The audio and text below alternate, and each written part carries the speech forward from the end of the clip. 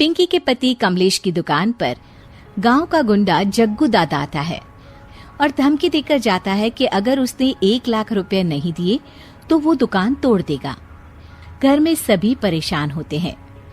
अरे सत्यानाश हो उस जग्गू का, अच्छा खासा लड़का था, पता नहीं क्यों गुंडागर्दी करने लगा, किसी की भी जमीन हड़प लेता है और अब हमारी दुकान के पीछे पड़ा है नास पीटा। मेरे तो कुछ भी समझ में नहीं आ रहा कि मैं क्या करूं। अरे बेटा, मैं तो कह रही हूं कि 1 लाख रुपए दे दो और छुट्टी पाओ इस जग्गू दादा से। नहीं माँ, मेहनत की कमाई है, ऐसे कैसे दे दूं? मैं तो 1 रुपया भी नहीं देने वाला उसे। अरे पैसा तो दोबारा भी कमा लेंगे, पर जान है तो जहान है। नहीं पिताजी, मैं नहीं दूंगा पैसे, मैंने फैसला कर लिया है। पिंकी कमरे में आकर सोचने लगती है, मेरे पति के ऊपर ये कैसी मुसीबत आ गई है। हे भगवान, क्या करूं मैं? तभी उसे जादुई पत्थर से आवाज सुनाई देती है, दन दना दन दन दन दन, जो चाहे वो तू बन। अरे हाँ, मैं भी कितनी भुलक्कड़ हूँ, मेरे पास तो जादुई पत्थर है, पर मैं क्या करूं? जग्गू दादा तो बहुत बड़ा गुंडा है, उसका सामना मैं कैसे कर पाऊंगी?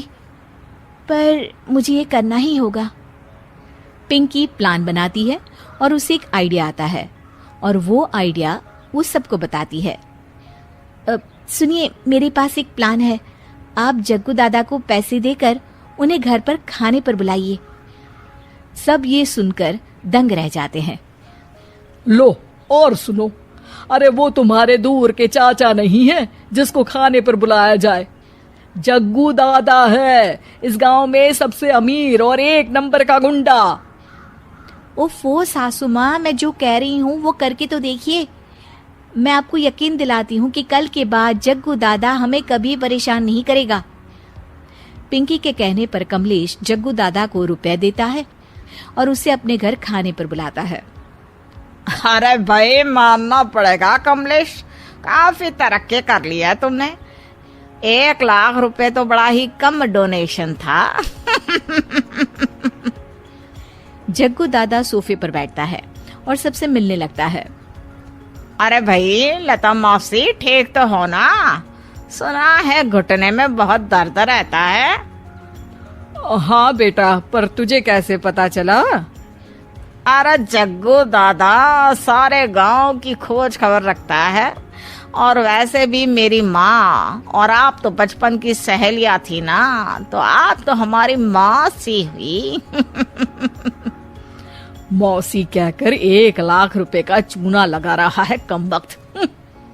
तभी बेल बजती है और कमलेश दरवाजा खोलता है तो सब दंग रह जाते हैं। अरे एमपी साहब, आप आइए आइए, आप कमलेश को कैसे जानते हैं? अरे भाई, कमलेश हमारे बड़े ही अच्छे मित्र हैं और मैंने सुना है कि आप इनकी दुकान हड़पना चाहते हैं, इनसे चंदा भी मांगते हैं आप। अरे एमपी जी, वो तो बस थोड़ा धंधे में मंदी चल रही थी तो गांव वालों से थोड़ी मदद मांग ली। देखो जग्गू दादा, होंगे दादा तुम अपने घर के, ये हमारे पहचान के लोग हैं, इनके साथ तुमने कुछ भी उल्टा सीधा किया तो सीधा जेल में डाल देंगे, समझे? फिर वहां बाकी कैदियों से चंदा मांगते फिरोगे क्या?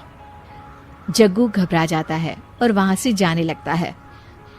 जी जी एमपी जी, समझ गए, हम चलते हैं, हमें माफ कर दो कमलेश बाबू। अरे बेटा, खाना तो खा लेता। अरे जग्गू।